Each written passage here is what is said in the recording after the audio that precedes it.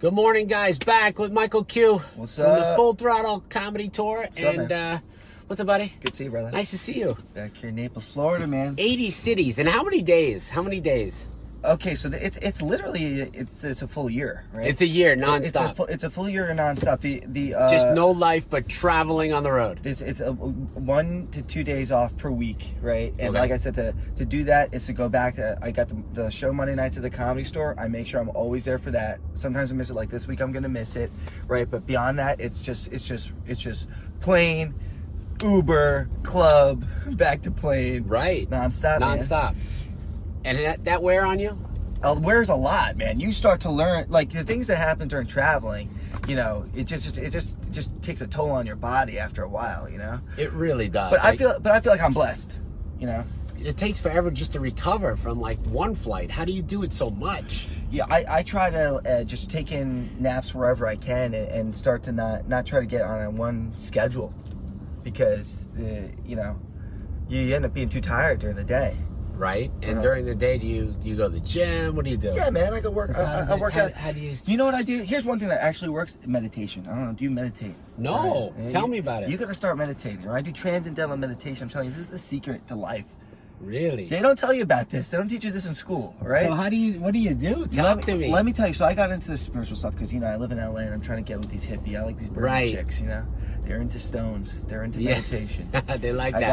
I got the look though. You know, I got the, like, I could be mystical, sort of like I got some Eastern wisdom thing. Right. Going. So they gravitate towards it. But so I know that they're in it. So I got exposed to it through these type of like burner type, you know, burner festival type of chicks, right?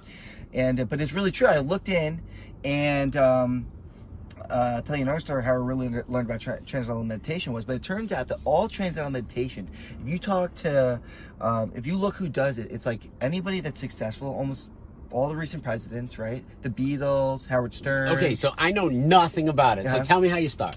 So it's a class. You got to go. It sounds very cultish, right? But you got to go. You can take. It's called Transcendental meditation. Yeah, don't say just trans, right? These days you say trans. No one's thinking transcendental meditation, right? So it's TM. I mean, I think TM you can abbreviate there. But here's how I really learned about it. Is I used to own these coffee shops in Hollywood, right? I had this gay coffee shop in Hollywood called Grindhouse, right?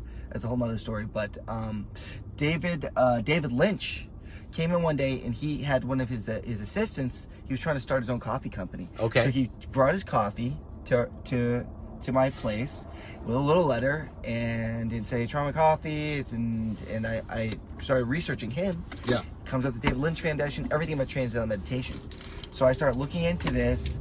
I'm a big Howard Stern fan. I see he does it. I see Jerry Seinfeld does it. And the key, Steve Jobs did it. The key is, they all started before they were famous. That's the biggest thing. Before they were successful. Right? Okay. So there's like a consistency with it. And it really does work. And I'm telling you, like, this is the one thing that keeps me energized, even with all the travel. So I'm always looking for good, healthy tips, and people that watch the show are always interested. So explain to me, what do? I get my... You get your balance. Walk me through it, man. Tell me. So I can't... So you got to take the course, right? All right, well, I'm not going to skip the course. I need a couple trips. It cost me $2,000. I'm trying to tell you. I'm not giving it for free. It's a secret now? You can't give out the secret? So check it. So first time... Wait, you paid $2,000? It cost $2,000. To learn how to do this thing. Really? And everyone that'll tell you that is taken, they paid the money, and that's why people won't tell you what goes down, because it costs $2,000. Really? I'm gonna take the class, and then I'm gonna pay for the class, and I'm gonna do it live on my show. And then I'm gonna tell everyone. This is how it goes down. Yeah. So what happens is, so you go in, and pretty much what it boils down to is they tell you gotta meditate in the morning and meditate in the afternoon. And I went and I go. But the meditation is the trick that you won't tell me? What does it take? There's a special, this mantra you learn that they learn that, and they guide you through it. It's not, I mean, it's really just guided meditation, so you know you're doing it right.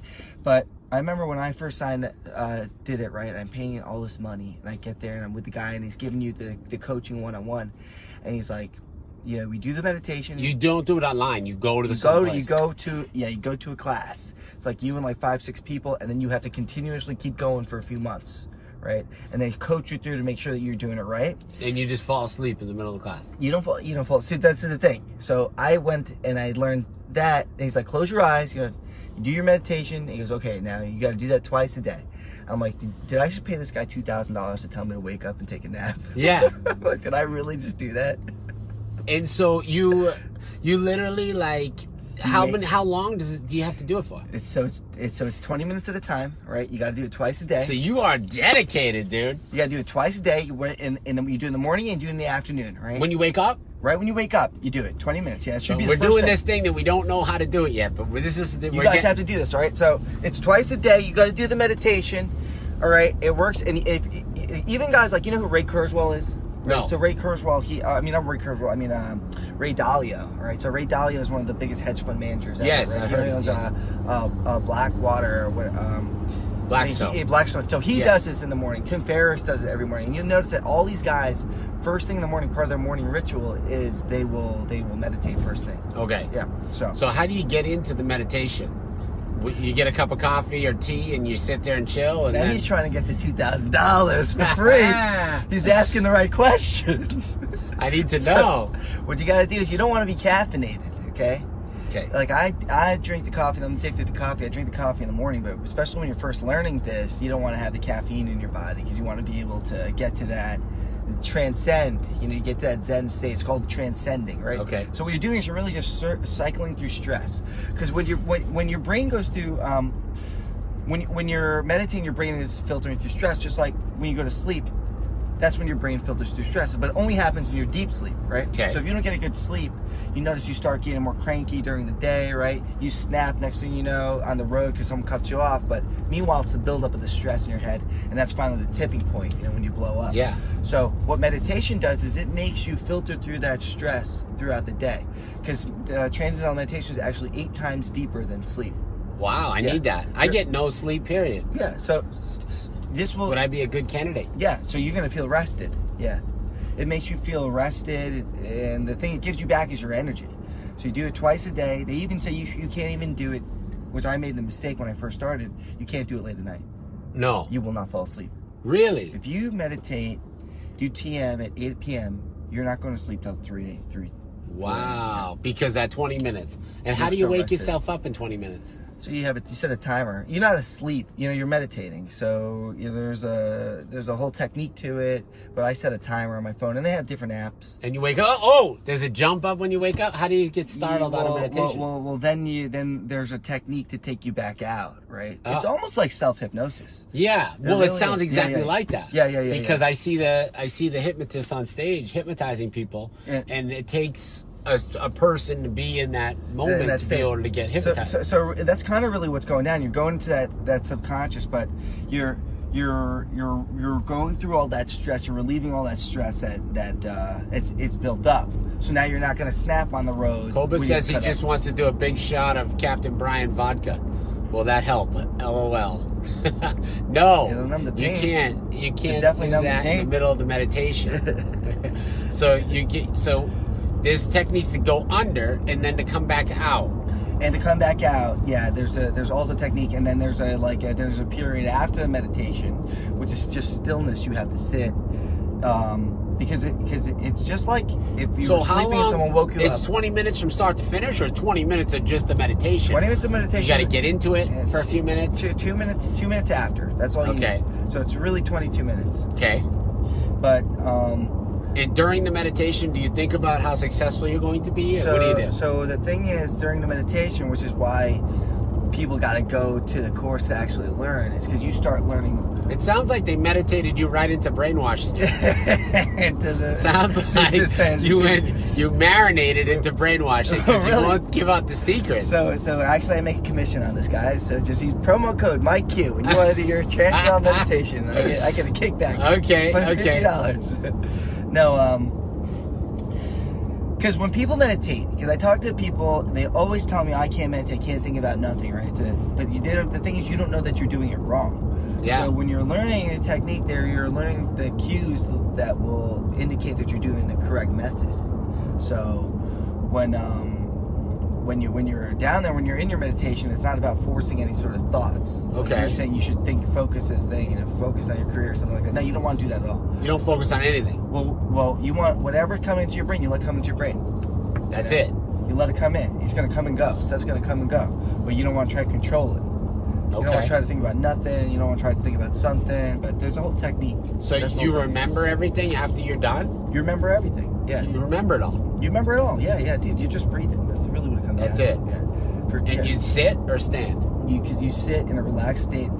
Now you guys are breaking it down one by. He's gonna replay this. He's gonna be like, "Save yourself $2,000." I'm gonna do it just for good content. I'm gonna get to spend the $2,000 just so I can reproduce it. You should. Well, 100%. You should do it. Everybody should do it. They actually did a study in Washington D.C. They had a TM retreat there. 2,000 meditators came in D.C. for 1 month.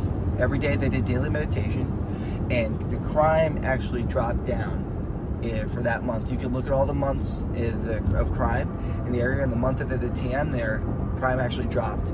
And it's the part of the study is to show that people's moods affect other people. So that many people putting in positive vibes is contagious. Okay. Yeah. So I get that. Mm-hmm. And so that helps you with being on the road all the time. That helps you be on the road and helps you be more creative, right? So that's the biggest part about it. And that's why people like Paul McCartney and Jerry Seinfeld, they all do this. Gary Shandling. They use the exact guy. Or is it just the material? It's all from the same. It all broke down from the same guy that started it. Yeah. Right. The Maharishi. But now there's just institutes everywhere, and they call it TM. And meditation, wellness is a huge thing right now. It is. Mm-hmm. It is. 2,000. I'll take my chances supporting an audience member. Carl, it's not going to help, dude. It's not going to help you. No, man. Carl, especially, man. We got to get this guy, get them stress out of there. Right? It's not just the weights, bro. He's hitting the weights all the time. That's it. He's like he's angry at something. He's trying to hurt those weights. So what else? Tell me about... Man, so I'll tell you what's been going on out there, like on the road, man. So like, I was saying before, like, I had a bomb scare at one of my shows. Oh. Bomb scare. I'm on stage. I'm in Liberty, Ohio, okay? And I'm on stage for less than a minute, okay? All of a sudden, you hear the alarm start going off.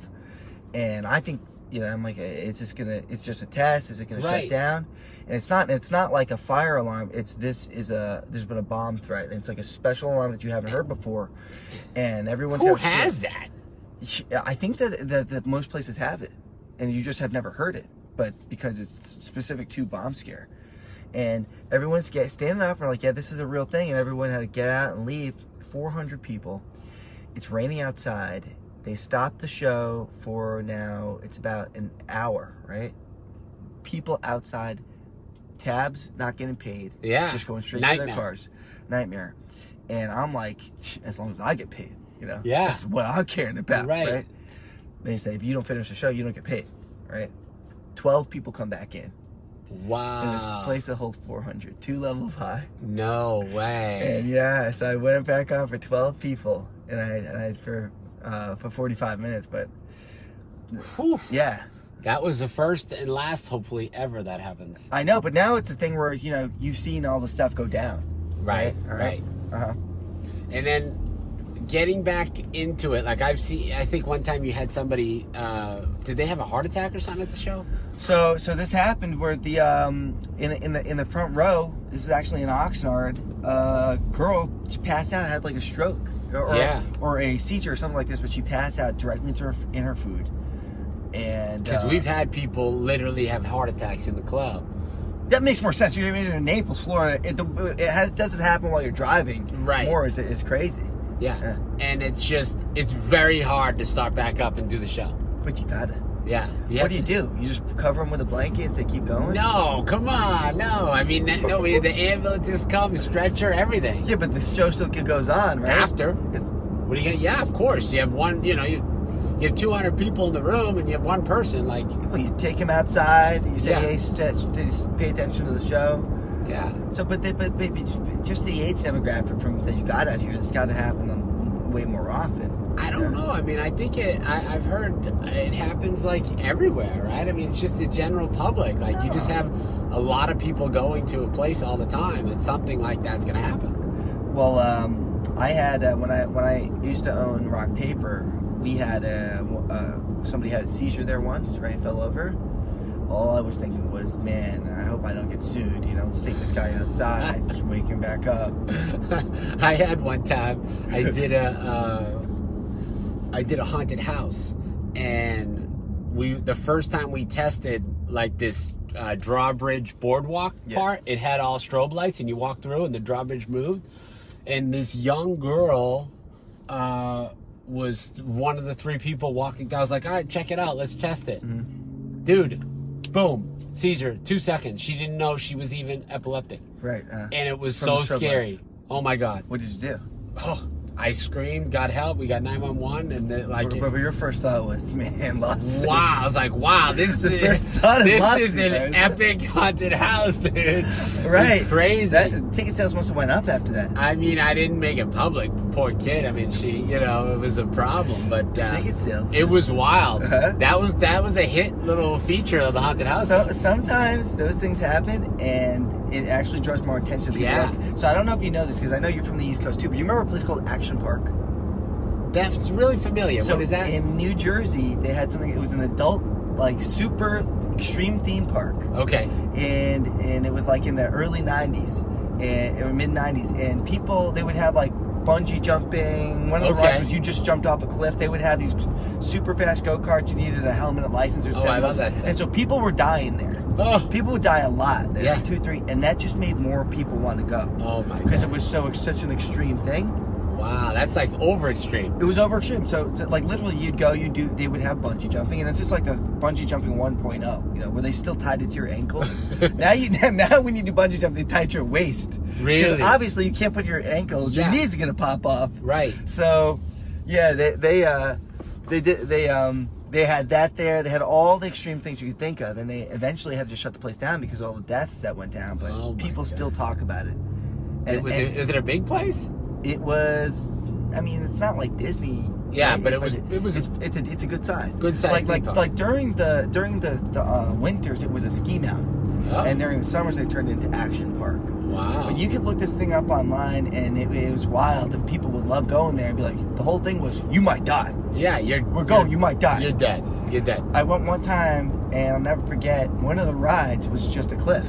It was a long line, you wait to the top, and there's a guy up there, and it's just, you jump into the water. That's it. 100-foot drop. There's no ride. There's no ride, just jump. And you're terrified. I remember getting pushed Oh my God, yeah, I'd be so scared. Yeah, 100 feet. If you land a little crooked, I mean, you could break something. You have to be there like, just get into a pencil. That was the training. That was the training.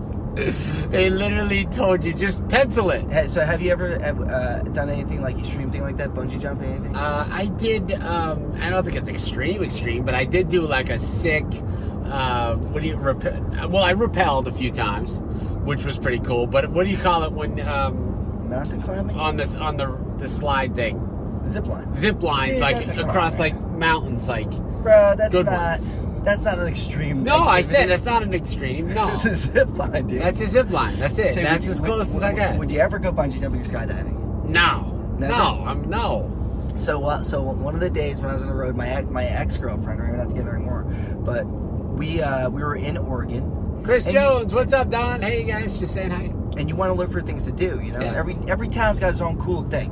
Right. You got to find out what that is. So I'm up there going to Portland, Oregon, and they got the biggest bungee jump in the country. Really? Biggest bungee jump in the country. Had you bungee jumped before? Never did it before. You just figured I'd start with the big one. Well, I looked, and I'm looking at the brochures of the things to do, and I was like, I want to do that. Let's go. Let me do it, right? So okay.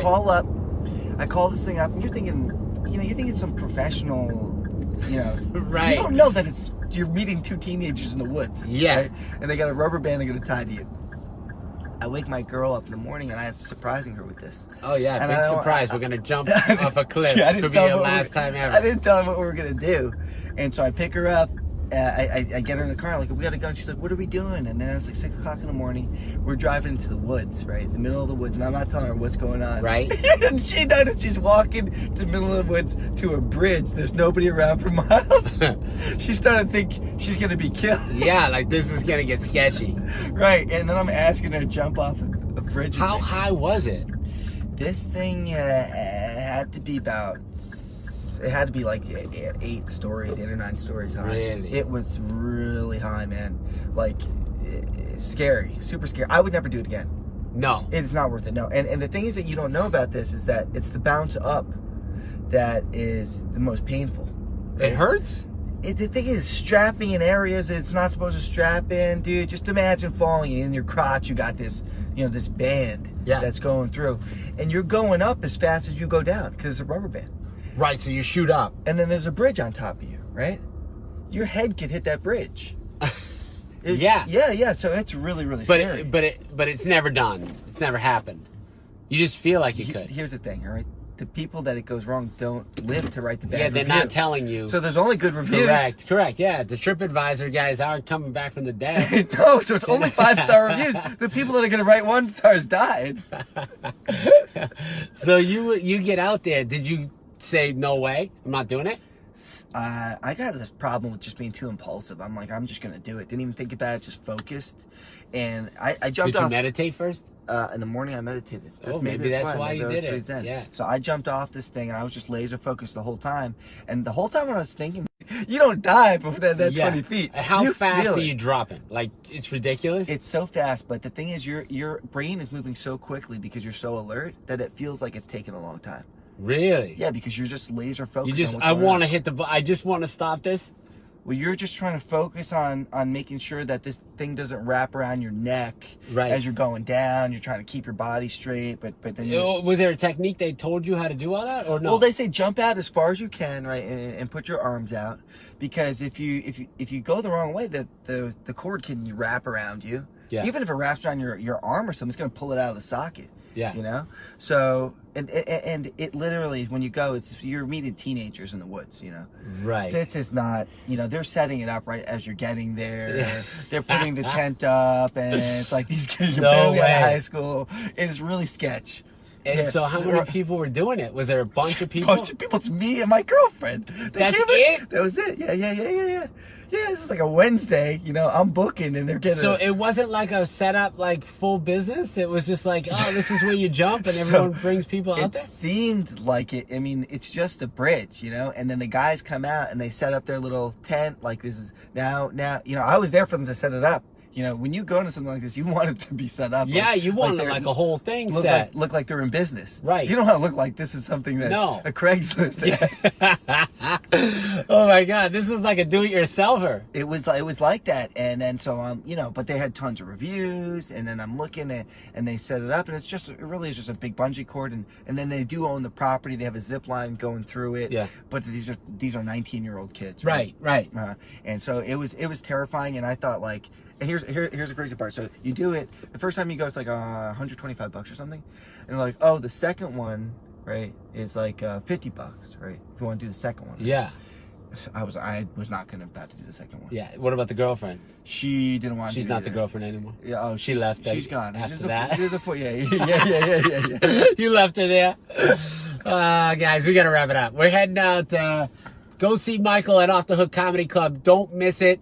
This week, he is here Wednesday through Sunday, and it's the Full Throttle Comedy Tour. Michael, thank you, sir. Thanks, bro. Appreciate it, buddy. Thanks for being on the Captain's Log. We'll be back tomorrow. James Davis, we out.